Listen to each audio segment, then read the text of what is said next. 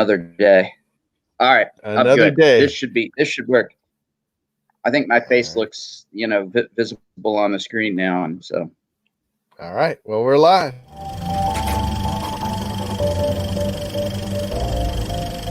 cool.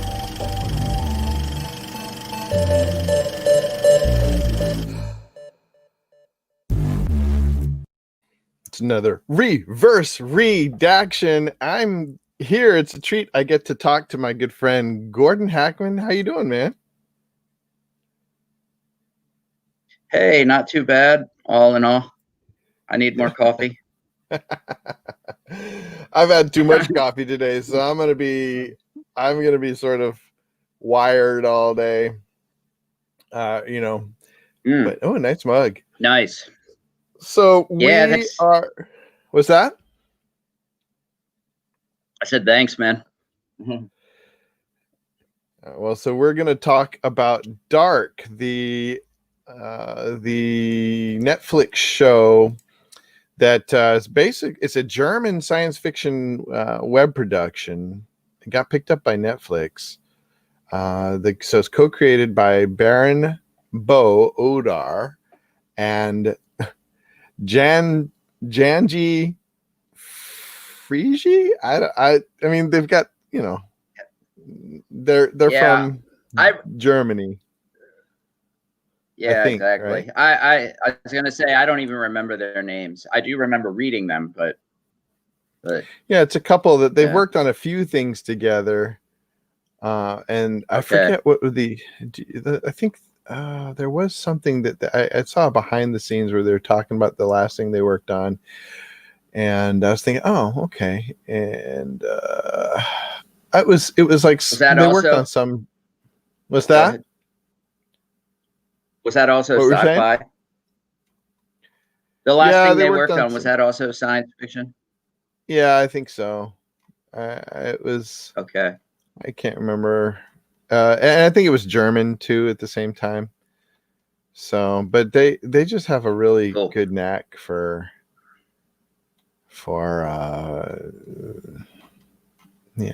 sci-fi complex production and real good production value. But anyways, I want to go into it. But before we do, in reverse redaction, I like to start with the simultaneous sigh. So we both blow out all our air and then take a deep breath together. So if you'll join me in the simultaneous sigh and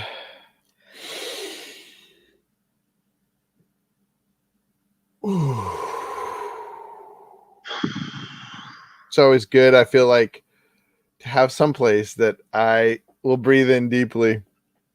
So, how long did it take you to get through this whole series of Dark? Yeah. So when I when I first discovered it, which was like completely random, like I think it was like near the beginning of quarantine. I Yeah, fired up my Netflix account again, yeah, and I was scrolling through looking for stuff to watch, and I saw Dark, and the little caption picture was intriguing, but almost yeah, creepy looking too. And so I wasn't sure, And with a name like Dark, I was like, "What is this?" And yeah. it's like it could be a horror movie, or a horror series. But anyway, like something got me to look at it, and once I started watching it, um, I think I watched the first two seasons in, I don't know, just over a week. Like I was that sucked in. And then I had to wait, of Yeah. course, for season three to Season come 3. out. And yeah, thankfully, I discovered it uh, shortly before season three was released. So I had to wait a couple months. But I watched season three in inside of a week as well, pretty much Okay. back to back. Yeah. Yeah, I mean it's a hard show not to binge because it's so intense from episode to episode. You just want to and there really is no slow rollout of the plot. It's all just you want you I feel like I wanted to know as the viewer, I wanted to know what was going to happen so badly. Yes. Turning it off was hard. Although I will say that season two took me a little slower because it was so intense that I felt like I couldn't digest the whole thing. It just kept more and more things kept being revealed. I just couldn't. And the subject matter is not light. I mean, so I don't want No. to start with spoiler free stuff, but the fact that it starts, I think we can say that it starts with a missing child, and there's and it is Yeah. not. It's hard to really. It's a European show, so it has some things in it that I wouldn't. It makes it a little hard uh, to suggest to people, as it does have some scenes in it that violence and of sexual nature that, man, I wish Yeah. without those it would be such a good show. Yeah. Yeah, right. Well, the some of the sexual material in it too. It's like someone made a joke on one of the forums I was reading about, where they're like,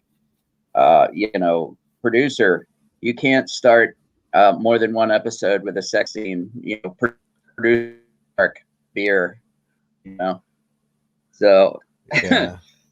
uh yeah, they that sort of threw me for a loop a little bit, but Yeah. yeah, but Well, somehow go ahead. sorry.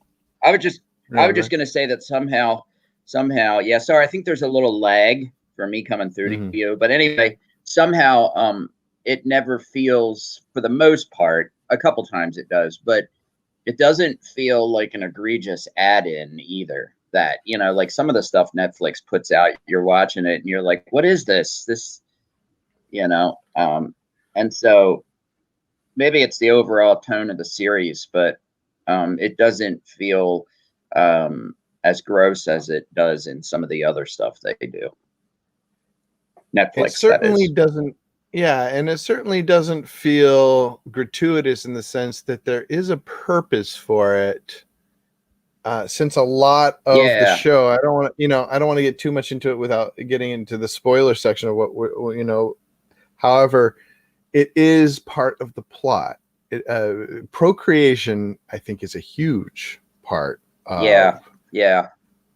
And of Jonas the and yeah, and Jonas and oh my gosh, I can't believe I Eva, forgot her or name. what's her name? Yeah, Not Eva. yeah, Uh, uh, but no, what's her real name? They call her Eva and him yeah, Adam. Adam. Yeah, but her real name Yeah, is Martha. Martha Martha. Nielsen. Yeah. So the whole Jonas and Martha thing, is obviously like things that are even said during those scenes that then like echo back through the show. Right. Yeah. Well, so in the end, would you give this series how many? What grade would you get? You typically on reverse redaction we give grades. What grade? So Okay. from F to A plus would you give Dark? Oh, I would easily give it an A minus at least. It's one of the best things I've watched on Netflix and one of the best TV shows I've seen in years. Like there's something about the feel of it, the writing, the quality of the writing, um, The acting. just yeah, the acting, the relationships, everything about it. It's like, I said this in some other context, and this can come up later in our conversation probably, but it's Mhm. like if Lost was like better written and more serious, um, it would be like Dark. Like it's Yeah, like everything that was good about Lost, but it's done so much better. absolutely. Yeah, I would definitely give it an A minus. Well, so what keeps you from giving it a straight up A or A plus? Yeah, that's a good question, and I don't know exactly. Maybe a little bit like and maybe I just need to go back and watch it. I think initially I would have given it an A plus. Like at the beginning, you know, it was like Mm-hmm. when I was just mainlining episodes, like back Mm-hmm. to back, those first two. I maybe you know the season 2 and 3 like do start to lose a little bit of something that season one is A plus, okay, but it's kind of like Yeah. you know, for me, part of it is that like anything I get into, it's funny because you know there's this book series I read written for kids called 100 Cupboards, and Yeah. they're like this. You know, the first book is A plus because it's like the characters are discovering something mysterious, Mm-hmm. and you're discovering it with them. And then by the second book, like the you know, you kind of go more deeper into the mystery, and it becomes not a mystery anymore. It becomes reality, Yeah. and that's kind of what happens with Dark. And there's something for me, like I'm a sucker for like that mysterious thing when like when the characters are figuring out what's going on, and once they're fully Mm-hmm. immersed in it, I still love it, but the edge comes off, and it's you Yeah, know. it loses its mystery. Yeah, Yeah. yeah, I agree. I it's almost, you almost have to give a different grade per season, in that season 1 A plus, season 2 started to lose the shine. And although season 3 was they wrapped it up really well, I do feel yeah, like um some of the reveals, we'll talk about this in spoilers, I maybe, but there were some storylines that I was very interested in that just kind of went nowhere, and that, I think that took away from it, and it yeah, I it felt like they wanted it to be 3 seasons, but man, it really could have been, it could have been so much more. But I feel like the yeah. 3 was important for them, you know, the It Trinity, the was. 3. Yes, yes. And Oh, there was also, of course, like the three, like the way I see it is that the show offered three layers of reality which worked in the yeah, 3 seasons, and that was like this right. world, and then there was But season we don't want to two get where we don't want to get too much into that yet. We'll yeah, get into that in all the right, yeah, spoilers. you're right. That's probably spoilery, isn't it? Yeah, sorry, I'm So no, that's all right. yeah So getting ahead of but myself. I would say that the acting was superb. Now, I watched it dubbed. Some people Yeah, said it's better to watch I did with too. the subtitles. Okay. At first, I had no idea it was dubbed. Yeah, Yeah. So I I basically watched it on your recommendation, and okay. so I started watching. I started watching it. Uh, yeah. End of May, and it certainly, so at first I thought, what is wrong with my computer? Their mouth, I restarted because I thought I was lagging or something because the mouth Yeah, was not lining up with the yeah, words. And then I yeah, realized, oh, this is a German. Now, the German, small town German European feel of it, to me, added an extra yeah, yeah. layer of Yes, yes. it, just Agreed. of mystery and art and richness that Yeah. I really enjoyed. It just Well, that's sorry. Go ahead. No, go ahead. Oh, sorry. Just the tapestry. Yeah, yeah. Okay, so like that was definitely a part of it for me. And like typically, you know, when the small town thing has been an American thing for me. You Mm. know, like I remember reading Ray Bradbury's Something Wicked This Way Comes when I was like 19 and just being completely sucked in to the idea of, you know, like these boys living in some small Midwestern town where nothing ever happens. And then suddenly they're like sucked into like a supernatural kind of thing, you know, and I eat that stuff for breakfast, lunch, and dinner. So that that was definitely a Yeah. feature for me as well. Like the fact that like they're kind of like in an isolated area and they're surrounded by woods, and then you know you take the woods and you turn them into like the source of this mystery too. You know, the kid. Absolutely. Yeah, the woods, Yeah. the also all the homes and setting with the churches, the places that go in, just so elaborate and so beautiful that you'd expect from Yes. an old European little town. And it just Yes. added to the gothic feel of it, and otherworldliness for an American like me. Right. Yeah. Like, right. Instead of like, it's funny because I was thinking about this yesterday, not necessarily in terms of like Europe, but I was driving around here. I was out in Naperville and I was driving home and it was a long drive. And of course, like majority of my drive was just like, shopping center after strip mall. And I was like, oh my gosh, our our architectural landscape is hideous. And so yeah, the show Yes. definitely does something with um that feel, the buildings, the houses, everything, has that feel. And it's funny because like when I've gone to visit my sister in Sweden, that is something that is noticeable. It's like you drive Mhm. along and where she lives is like fairly rural, but the houses, are beautiful. A Yeah. lot of them are painted in these bright colors, and they're like these 1,000-year-old churches, Mm. that you drive past. And so, yeah, Mm. that definitely adds a certain mystique, certain panache. Absolutely. So with the setting, the acting, the oh, the I don't think I've ever seen, and this is talked about a lot, but I don't think I've ever seen such good casting for such a complicated task. And we'll talk more about it in spoilers, Yeah, but the casting was amazing. Just not just because of who they picked for the roles. Well, we'll have to talk about it in spoilers, but you know what I mean, I think. yeah. and then the Well, writing, so tight. yes, the writing is incredible.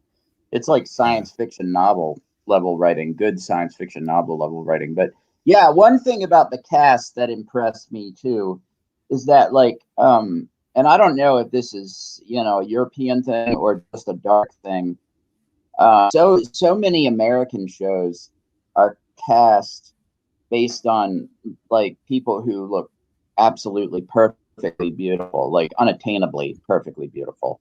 And the cast in Dark, no one's ugly, but they are more normal looking people, you know, Yeah. like that really that strikes me. These are not like, models. They're, ordinarily attractive kind of people, but they are Right. in many ways like ordinary. They're not excessively attractive. And I kind of like that. I like that a lot. And you're right. It has the feel of this sort of you see this a lot.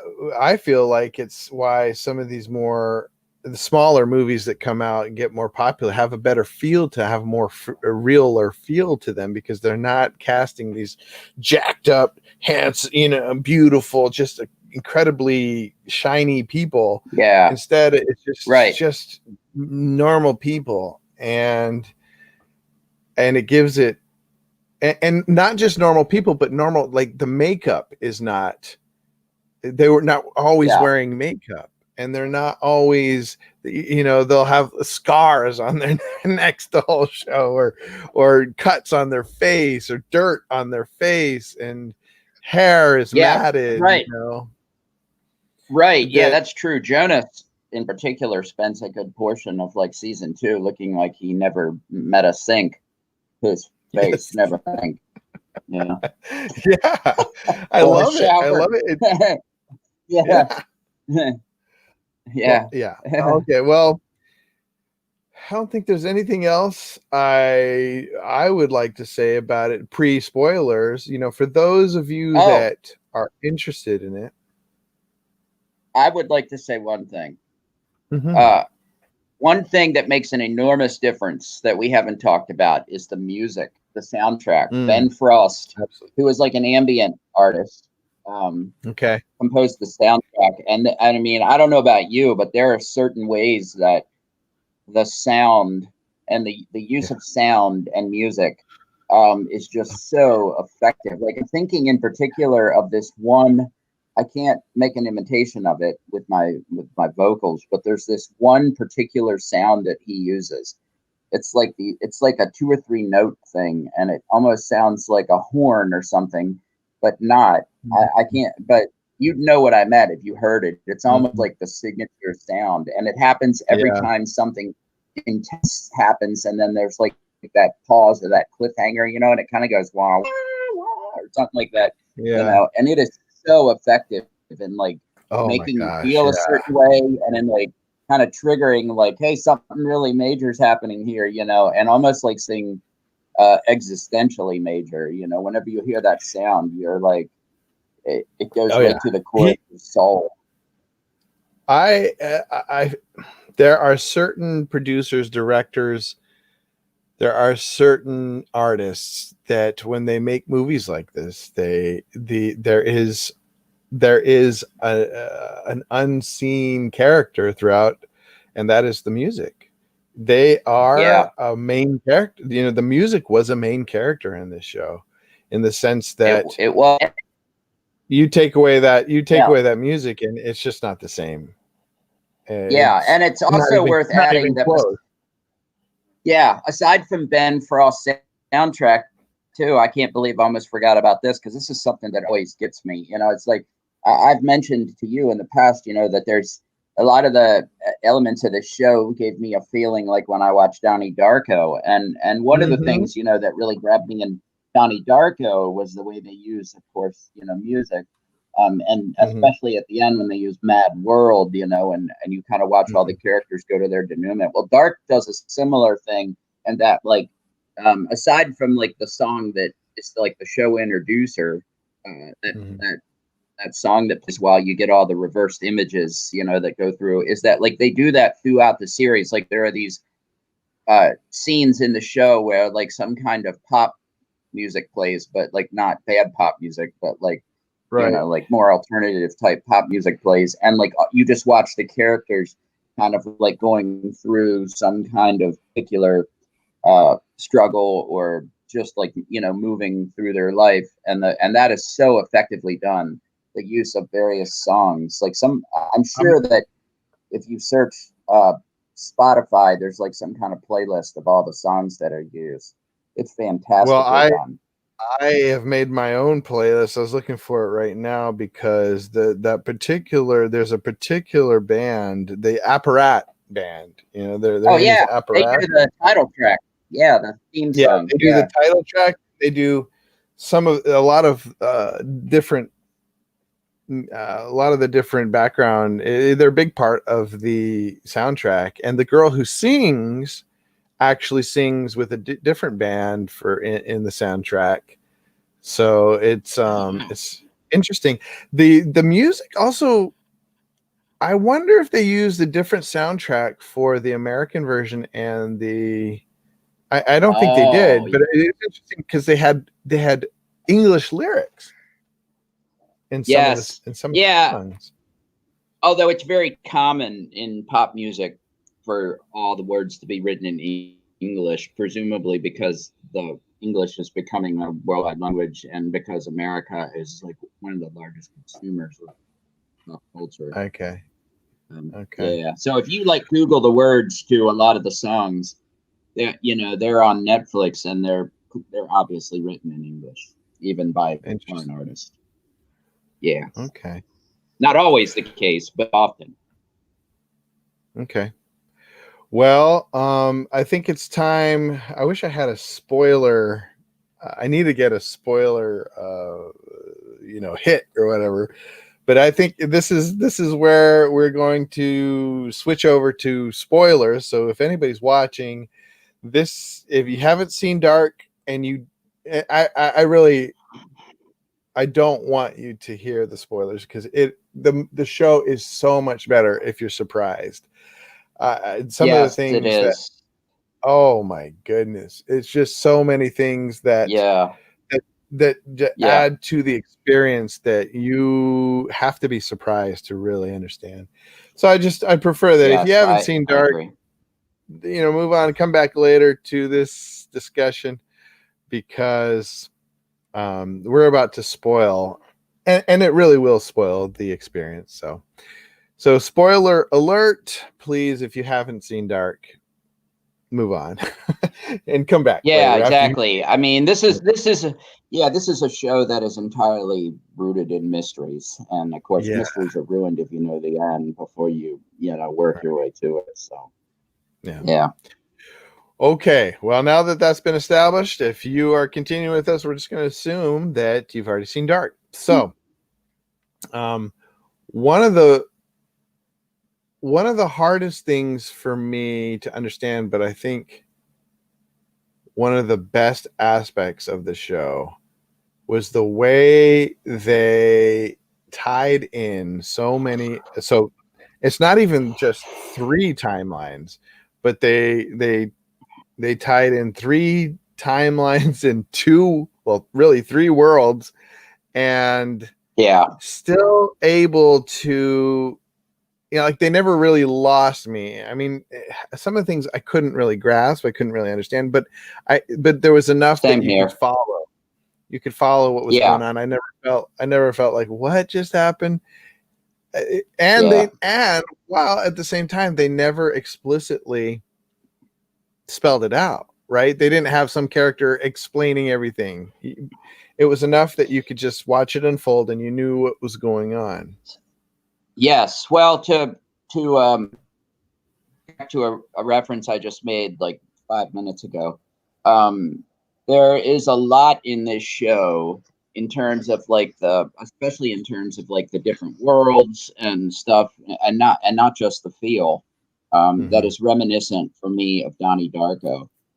Yeah. Not that the plot is in any way the same; it's different, but it's the concepts. And one of the things Donnie Darko did that made it work really well is that they did this. They did a similar thing. So during the movie, Darko, there is some explanation of what's going on, but the truth is, I didn't fully understand um, what was happening there until I was outside the movie and read some stuff, which was deliberate. They made things available on the internet that you had to read about the book called The Philosophy of Time Travel that was like in the Donnie Darko movie, and it explained more like what happened during the event, you know, where the jet engine fell on Donnie and what that caused.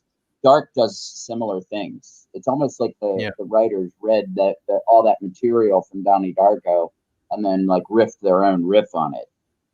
I I agree.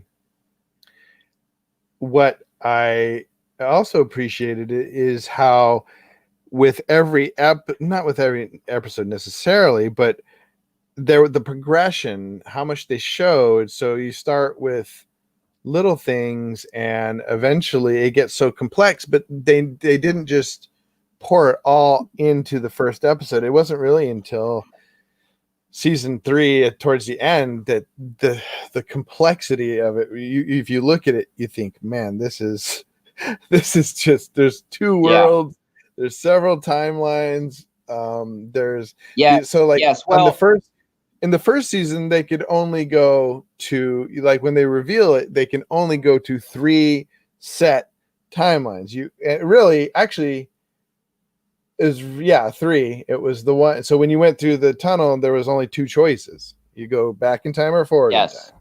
33 years. Yeah. Yeah. So here's What were you something gonna I say? wanted to, I was going to say, this is something that I started to say earlier and you halted me because we weren't to the Oh yeah. point yet. But the 3-layered approach of the show, um, and we were talking about what, you know, how they wanted to be 3 seasons, and there was like this 3-layered approach. And the first um, part was that like the first season primarily was focused and based in the present world and Yeah. involved, you know, time traveling, but its locus was the present world, and it focused a lot on like discovering the time travel and going to the past. And then season 2 introduced us, like, you know, in the very final 10 seconds of season 1, welcome to the future, you know. And then a lot of season 2, the locust was in the future, and so there was this, and also in the past, like a lot of the locusts then too, of like the plot really moved into the past as well, where we were in the 50s, as well as in 2050, whatever it was, you know,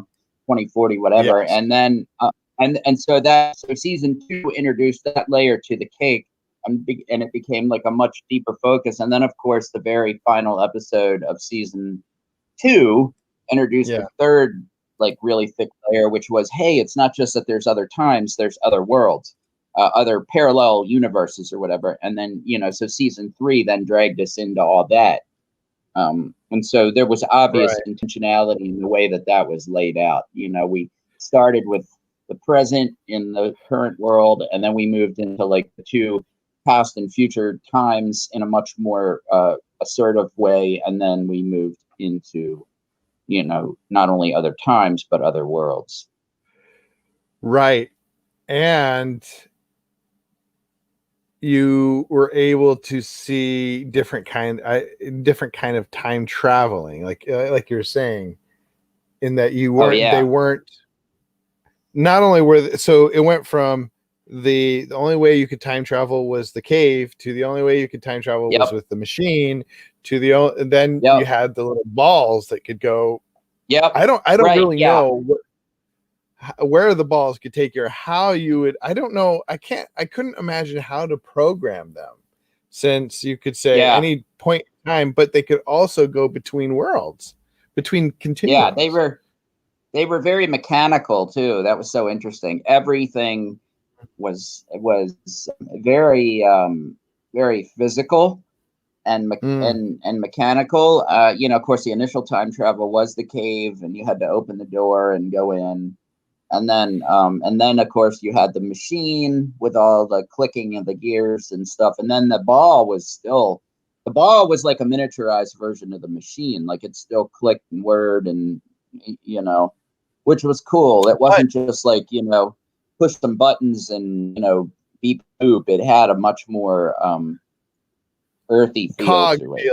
Yeah, it had almost like a clock like feel to it.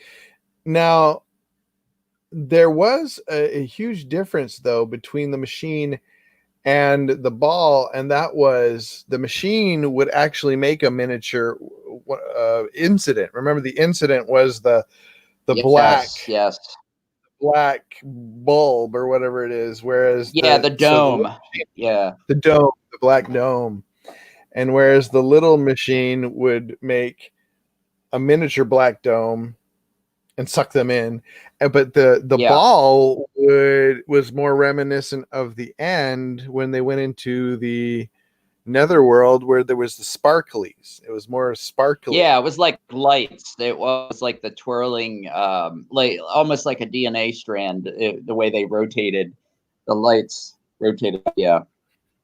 Well, so that, to me, that's fascinating. The juxtaposition between, you know, the show's called Dark, and you find out, you know, it's almost like Lost, that the thing, you know, the character, there's almost a character in itself, which is that dark dome with black stuff, whatever it is, the time traveling stuff that they introduce in the future world, where it's like this Tari type stuff, which I love. It is reminiscent of Scully and Mulder. What's that? What's that called? Oh, in the X-Files. X-Files. Remember that the alien tar type stuff? The black ooze, which is actually a life form that like possesses people in the X-Files. But yeah.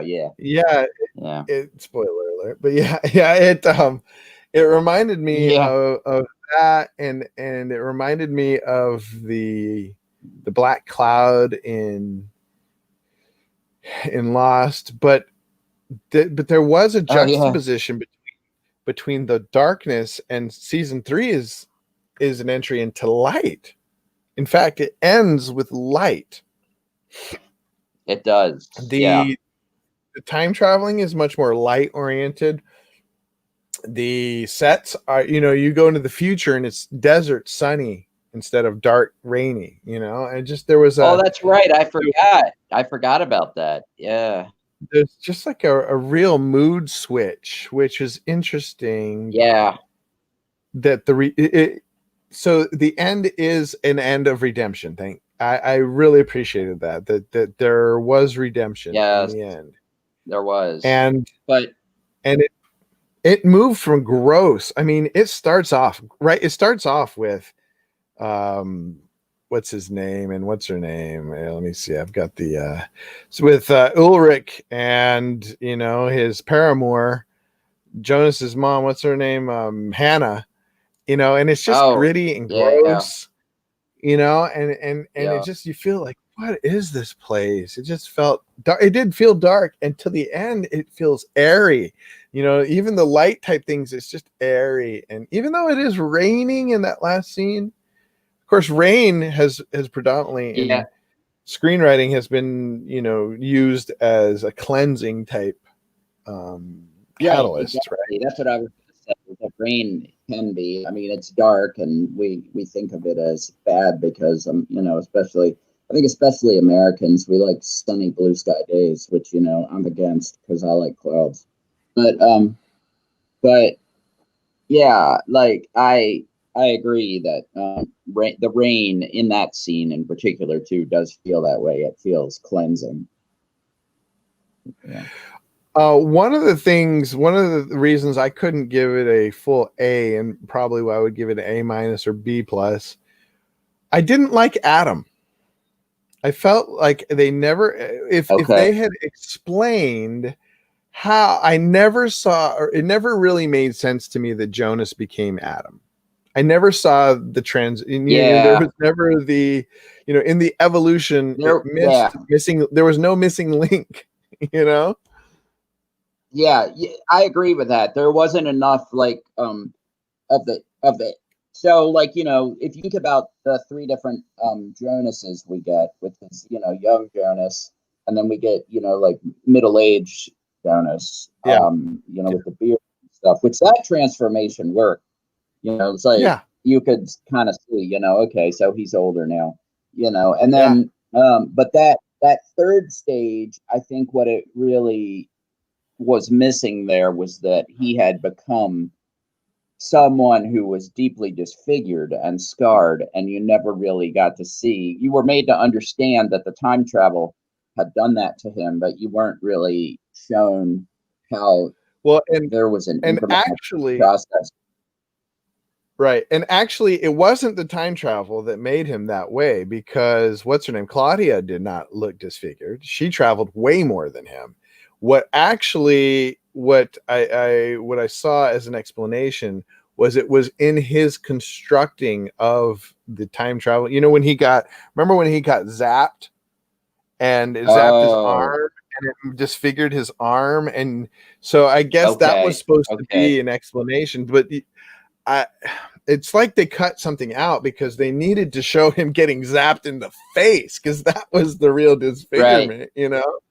right. They should, instead of Yeah, getting yeah. zapped Well, in a way, they should have zapped him in the face and he'd be like, ah, and then just, because yeah, that was some major right, disfigurement. and that would have emphasized too, like in a way, like um the how his appearance then was tied into the fact that he was obsessed, like that he would have Yes. continued to do what he did to and become disfigured to the point that he became disfigured because he was unwilling to relent, Right. even at the cost of his becoming something. And of course I think it was supposed to show in a sense, an internal disfigurement, that his soul had become in some way disfigured. And I thought they started to show that so when it started, his mood changed when he was stuck back in the past, trying to Yes. recreate I've seen it in the future, I'm going to create it. But that was another thing that that bothered me were these time loops. So, and I actually not thrilled about. I was not thrilled about what do they call the thing that they create, the beginning or whatever, the three guys, the little boy, the middle guy, and the old man. What do they call Oh, that? yeah. It's called like The Unnamed or something like that. I The can't remember, but unnamed, or no, yeah. but It's always the start or something. I forget what they call it. yeah. It But has a name that's not a human name. It's like it names it almost like it's an object or something. right, I didn't Yeah. appreciate that in the sense that there was never. It's hard. I never felt like there was a good explanation for something that started based on somebody coming back and starting it, and they were, the loop, Yes. the eternal loop. Just I don't know. I feel like it would have been better to have a different explanation with some kind of outside catalyst that created it, and because there was too much in the movie that it existed because it started Yes. itself. and And and I then like the yeah, well, and they solipsistic go ahead. I like the solipsistic nature of it, sort of the solipsistic nature of sin, that we create our Yeah. own dark existence, that was. Yep. I Yep. love that idea. It just didn't make sense to me. Yeah. I was gonna say this is like a thing that can often come up in time travel stuff that gets really complicated, and they did try to address them. They because it was actually openly discussed by the characters within the context of the show, and I can't remember if it was season 2 or 3. They talked about artifacts that traveled through time, and at some point, Yeah. The artifact itself became separated from the person who made it or brought it, and it actually became the cause of what was Yeah. happening, even though initially it was brought by someone. And that, like, the book was like that, like how the one character traveled through time and gave the guy like his own book that he had written. And then they basically said at some point, like, the event of him being given the book in the past and the fact that he was the author of it became like indistinguishable. And this is a thing that sometimes time travel stuff gets into, and it's the Yeah. question of like, okay, if someone didn't initiate a sequence from the future, then it could then, like, by traveling it could never happen, but then like the sequence itself is the cause of the future, and so it's like, how does that actually work? Like it does seem like something's missing. Well, it did. Although I have to say that it was working for me with the whole with Noah being. So let's see. I gotta actually look. Let's go into the timeline here. We got to go into the timeline. Let's do a little screen Okay. share actually, because All right. Yeah, you've got a timeline right. there. Yeah, I've got the official timeline here, and so for me, the let me see if I can find it. It's Okay, so really here. small on my screen. Hold on. I'm going to see if I can enlarge the image here. I'll enlarge it I'm too. not. Well, I can't do it actually. Yeah, it's the first time I've ever used this software, and I don't really know what I'm doing here. So. Well, but so the Charlotte Doppler. So Charlotte, Elizabeth. So Elizabeth being Charlotte's mother, and Charlotte being, of course, Elizabeth's mother. That whole thing made a lot of sense to me, and I don't know about sense, but it worked. That worked for me. Yeah. I don't know why. Okay. Maybe See because, that? Yeah. Go ahead. Yeah, that was one that tripped me up a little bit because it was completely self-contained. It was like, okay, so Charlotte gave birth to Elizabeth, who then traveled through time and gave gave birth to Charlotte. And it was like, Yeah. okay, where's the beginning here? Somewhere there has to Right. be like somebody. Yeah, so I did get a little tripped up on that. At the same time, of course, it Okay. was kind of cool, or at least kind of like mind blowing. Yeah. Yeah. The one that didn't make sense to me was, well, of course, Jonas. What I need to figure out what was the name of the unknown, but they also called it Yeah, that was it. the unknown, but I forget. They called it the beginning or something like that too. The Okay. I didn't remember that. remember they said I need to it's they rewatch the would whole thing. they referred to her in Martha's belly as the catalyst or so, as the beginning or as the what did they call it? I can't remember. Okay. The Okay. the I wish I could remember. But anyways, that whole thing of those three guys going back and apparently did you get this where I guess I didn't really get the fact that they had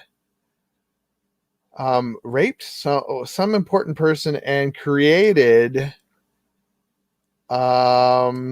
I forget who it was that they created. Yeah, I think I remember that now. Right. That they I'm were trying to they find were it. the father of someone.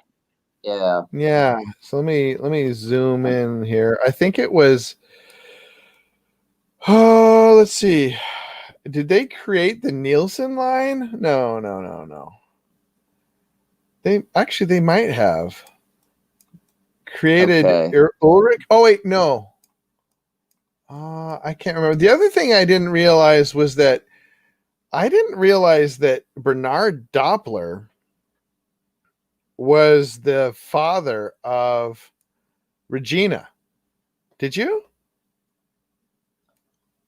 Did you get that? Uh, yeah, I don't know that I would have figured that out on my own, and I don't remember this, but at one point I was on the dark wiki and I was like, look, reading every character's bio and like, okay, who's this person's father? Who's this person's Yeah, mother? So I probably did figure that out at some point, but I yeah. hadn't remembered it. Yeah, yeah, Well, and it's so important to have access to some kind of a timeline because there's just so many different ins and outs.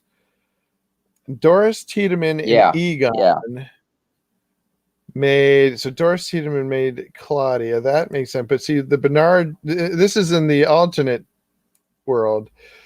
Uh, Right. Bernard Doppler and Claudia made Regina. So I don't know. There's a few things that I didn't totally get.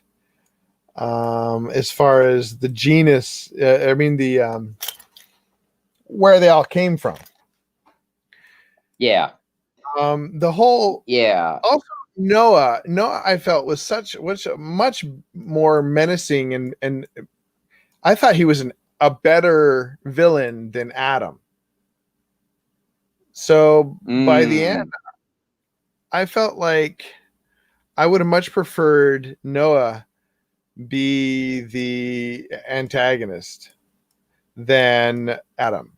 okay. It would have been interesting to see Noah sort of try to control things and take over because Jonas, so naive and so really not very intelligent. Did you get that?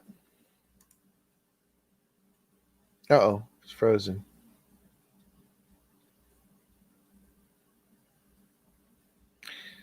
You with me? You're frozen. You might not want to try to.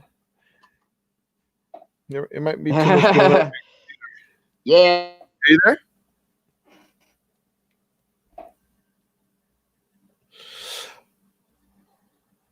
unintelligent.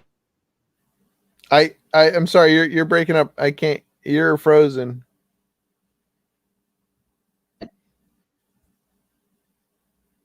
Getting nothing.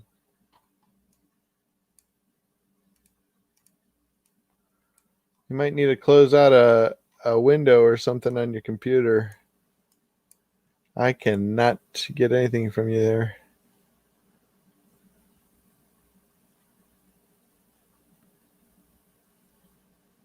Hello? You there?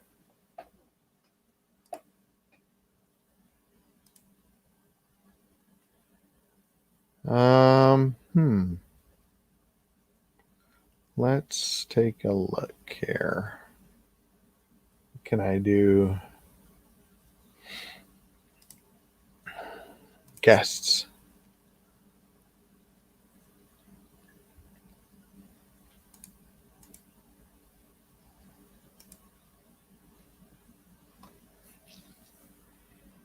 You might need to leave the studio, come back.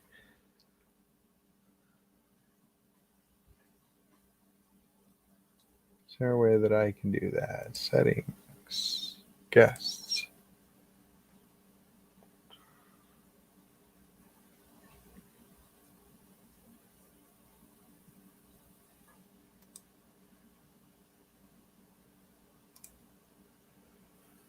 Okay, he's back. That's better. Yeah. Hey, can you hear me? Yeah. Mm-hmm. All right. Sorry, I made the mistake of opening a tab to look for Noah. Yeah. I wanted to read a little bit about him, and the truth is that this piece of trash laptop that I'm using is 5.5 years old. So it just okay. It won't do that again. Well, so what were you saying? You felt like Noah was. I thought you said. I felt like Jonas. I was saying that Jonas definitely. I don't know if I thought of him as unintelligent, but I definitely thought. You're kind of muffled. You might be muffling putting your hand on the microphone. Oh, okay. Is this better? Yeah. Better. Mm-hmm. All right. Yeah. Sorry, I don't know what was happening there, but anyway, okay. I definitely thought of Jonas as naive, not necessarily unintelligent, but there was something almost like a kind of sense to him. For lack of a better term, and that was really embedded into the DNA of the show in terms of how after his father committed suicide, he had to go away to the hospital, he couldn't handle it there, and I mean, not that anyone could really handle that, but his character was definitely set up to be this kind of person who was someone who was struggling, who had been sheltered from in a way and was struggling with confronting the reality and how hard it could be. Yeah, originally what I thought, my guess was that the stranger who visited that ended up being older Jonas. I thought that was going to be Mikkel. I thought for sure. I was like, oh, this is Mikkel. And then when they revealed that was Jonas's dad, I was like, oh man. Because the whole idea of him being the son of Mikkel made it impossible for him to change things in a way. Like in the first season, I was thinking, or maybe it was in the second season, I was thinking there's no way he can change anything, because the minute he goes and tells Mikkel not to go into the cave, then he ceases to exist.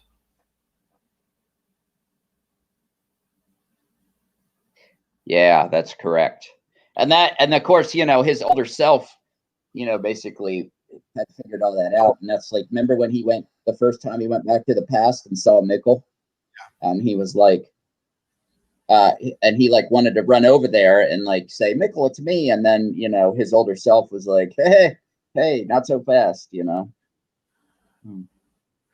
Well, he didn't say, he said, if you do this, you have to make the choice. If you do this, you're not going to, you're going to have to give up. You're going to have to sacrifice your life. It wasn't until later that he told him, he said, that he was imprisoned, I can't remember. So the middle-aged Jonas came in and said, said through the bars, like, you're not going to be able to do it because if you're not around. So, but that made it really frustrating for me, though, that Mikkel was actually, they shouldn't have done this. Well, I don't understand why they did this, but they made Mikkel said that he was led into the caves, into the past by young Jonas. And that just doesn't make any sense. You're right. That is well, how strange. does that make any sense? That is strange. I had forgotten. Which means what was that? Yeah. Sorry, my computer is acting horrible. Anyway, yeah. What it means is, of course, that young Jonas had to come out of the cave in the first place. Like the young Jonas that led Mikkel into the cave was obviously not the one who went into the woods with Mikkel that night. It was Jonas who traveled and then came out of the cave and looked exactly like the Jonas Mikkel had been with 5 minutes or so. Mikkel, trusted him. It didn't make any sense, and then they never really visited that timeline, right? They never showed there was some period of time, or I guess there were millions. It could have been millions of timelines they didn't show where Jonas tried various things. But yes, but in watching it, I always felt like we saw most of his trials. And so when they introduced one, when they talked about one that you don't see, it kind of made me feel like, well, I don't know. It seemed too important to just sort of say, oh yeah, that was just one of the timelines where he tried and he actually started this whole thing. Like it just doesn't make any sense. How did he? It's like we're saying, there's some loops that just did not make sense to me.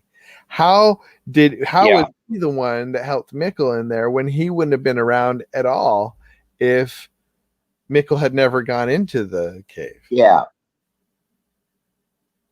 Yes. So, yeah. Right. And I mean, that's the whole Charlotte Elizabeth thing too. It's like what came first, chicken or the egg. Somebody had to start that little loop.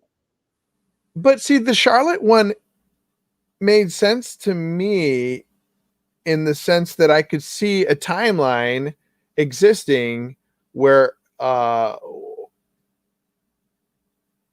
Elizabeth just continued to be, grow up and never, I don't know. Okay. It is hard for me. It is hard to understand, but I could see the loop made sense in the sense that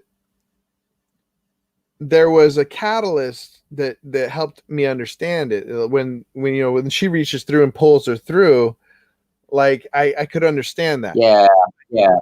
But Jonas going back to create himself didn't make sense within the show too, because if he can't uncreate himself, then how is he able to create himself? You know what I mean? Like, how is he able to affect the timeline in the sense that he could create his own timeline, but he couldn't take Mikkel out of the future, and therefore destroying his existence. So it was just an inconsistency even within the show's rules that I didn't appreciate. But I don't know. I mean, it seemed like it just as easy to say that somebody else brought him in, maybe Martha from the other world, or something like that would have made more sense. Yeah. Well, and this kind of gets at something that we discussed earlier, and that is that when you get into these kind of like time travel scenarios, like consistency can become incredibly difficult to maintain. But what makes Dark one of the best things I've seen concerning time travel is that they work hard to maintain that consistency and to explain what happens. Bad time travel stuff doesn't do that, and the gaps are really glaring. But it's like opening a can of worms. When the worms all fly out, really hard to put them back in. So yeah. Well, the thing that we were talking about earlier that I wanted to come back to. There's two things I want to talk about. One of the last things I want to talk about is the casting between, so from the older versions to the younger versions, and how, like, I was trying to pick them apart, and there were just some that amazed me. They were just too good, and one of them here, I'll show you right here. One of them that just amazed me was Doppler, and then they show younger Doppler. The guy who, I'll show you right here. Let's talk about Hell, the guy with the face, the damaged face. No, Doppler. He became a priest in the other world. Peter. Oh, is it Peter? Yeah, Peter. Okay. Yeah, I think his name's Peter. Peter Doppler. I think that's right. Yeah. So do you know that in real that is his real life son? Oh my goodness, I did not know that. Yeah, and in fact, some of the ways that they did such good casting from older self to younger self is, I think a few of them they used father, son, and daughter and mother to do that, because this and this one had to be right, because when I saw him walk into the town, I was like, how did they not? That looks exactly like the older version of him, except younger. Yeah, it sure does. Wow. Yeah, and it was because they used his son. Yeah. Well, I was gonna say and that's always your challenge with any kind of drama where you have age differentiation and the characters that's shown is going from the older to the younger. You can use makeup to go from younger to older. And they've gotten pretty good at that with prosthetics and all that kind of thing. But like going backwards is a lot harder. Yeah, this is there. Let's see. There was. Let me go into this. This is where I found some information that I was like, "What? Really?" There's some things that I missed. Let's see. Martha, no. There were just some things that they didn't spell out. That you really have to go back and watch to get. Where was it? Oh, anyways. Okay, now the last thing I want to talk about. Let me see if I can just find this real quick. No. Okay. The last thing I wanted to talk about was I want to get your take on this. I heard somebody talk about this. So I want to talk about H.G. Tannhaus and him creating everything, right? And so the end is that they go back and that they keep his son from dying, right? And they keep his son and his daughter-in-law from dying. Yes. Now, then he doesn't get interested in reversing time. Yeah. Well, this is what I heard, and I really like this idea, is that his machine actually worked. I mean, it created two worlds and a ton of pain, but in the end, it worked. He created Martha and Jonas so that they could figure it out, come back, and I teared up thinking about that, because it made me think, it made me think of creation. And so Tannhaus, this may, and it's not a very righteous analogy or explanation of God, but H.G. Tannhaus being God, and he creates the world, right? So he creates this thing, but it's like this loop. Yeah. It's a little self-serving as God, but I don't know. It's hard to say if that's, I mean, God does create things for himself. But so to see H.G. Tannhaus create these worlds, and so Eve being so Jonas being Christ, and Eve being Eva being the Holy Spirit, or something like that. They talked about how are these archetypes and symbols, and I thought it was pretty interesting, and I wanted to get your take on that sort of take on it. That this was a very religious Yeah. movie. Oh yeah. Well, there's definitely I don't know if I had thought about Eva as being, kind of like in some way uh representative of the Holy Spirit, but I can see that. I mean, there's definitely a heavy aspect of Trinitarianism in the show, and that, I mean, the fact that the Trinity symbol is, like the symbol for the time traveling thing, And by the way, the high point of the entire series for me was when Jonas goes into the cave and discovers the passageway for the first time. When he opens that door with the Trinity symbol on it and sees the passages, that just floored me. And part of why it Yes. floored me was because the Trinity symbol was on the door. Like, for that was Yes. so meaningful for me.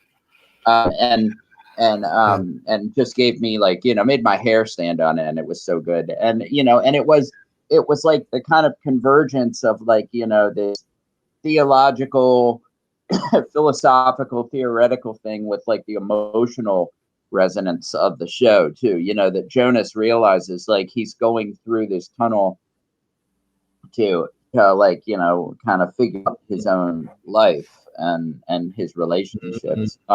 But so anyway, but to bring it back, um part, like, on a sort of super meta level, like, for me, like, all of that stuff is reflective, um apart from the intention of the show's creators, who were clearly playing around with all that, um, in a way that wasn't, probably really meant to be Christian by them. But the resonance is there too, because reality is Trinitarian. The core of existence is the triune God, and so, the fact that resonates so heavily throughout the show, and when you watch it, for me, has to do with the fact that is the nature of reality. So even though they're using it for other purposes, there's these echoes there, and the echoes are there because this is what reality is. Now, of course, people who are watching this conversation and are not Christians are like, what the hell are you talking about? But I mean, as a Christian, that's what that's my view. Reality is primarily Trinitarian. It's, the Yeah. ultimate reality is the triune God who calls himself I am, I exist.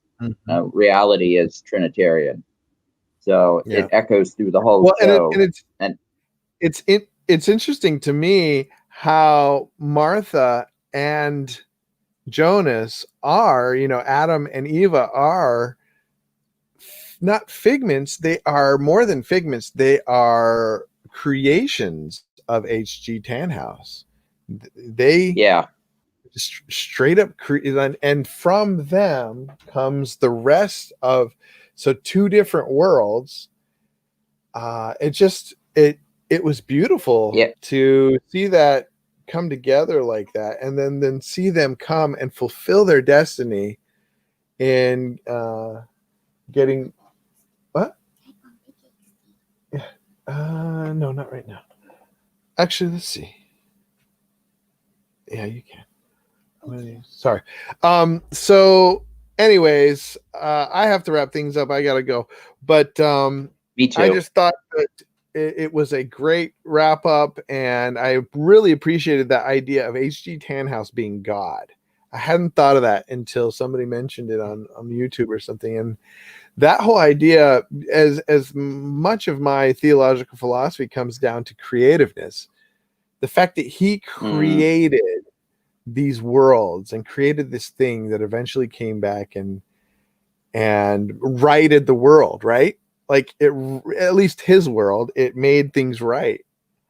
And but did not do it through some kind of, it did it through pain and suffering, sacrifice.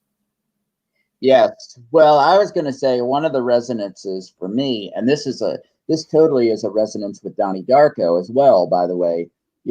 So you have this, that involves like time travel and something moving through time, and that loop that can't be separated, which in Donnie Darko is that the jet engine falls, and actually goes through not just space but time and falls, right. Is that, but yeah. and in the same way that throughout the movie Donnie Darko, Donnie figures out, that he has to go back to his bedroom and be there, right. That there because he had gone out onto the golf course, and fell asleep. Yeah.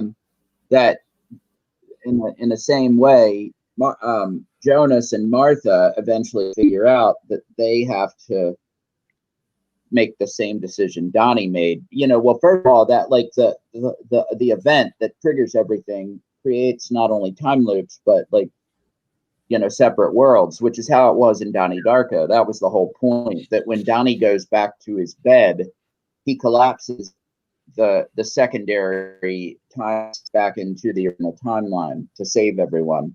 And so they do the same thing. They collect, the secondary lines that originate from Tannhaus, which are their existence. They figure out that they have to sacrifice themselves for the people they love, and to continue to exist and to live and to thrive. And so they make the same decision Donnie makes.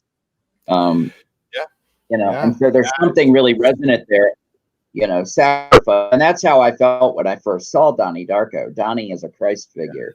Not obviously in many ways not, but in his decision. And they are the same. They make the decision to give up their life. Yep. Yeah. For their loved ones. I think we could do a whole different, a whole nother video on the theological significance and theological parallels in Dark. Just really appreciated. Yeah. I want to go back and watch it. And I think I'm going to go back and rewatch it at some point. And then I want to come back and maybe we could get deeper into those things, because there are a lot of really good tie-ins to scripture and our vision of God. Yeah. An understanding of God, because time, but I've got to go. And me too. We've gone over the hour mark, and I guess we'll just have to say goodbye for now. Yeah, great conversation. That's funny. When I started this conversation with you, I was like, I was out of it because it's morning and I wake up really slowly these days. But I wasn't sure I would be able to contribute much, but it's been a conversation. So yeah. All right. Well, I will talk to you later. Thanks to anybody who tuned in, and we will do another one some other time. But until then, goodbye. Yep. Goodbye. See you soon.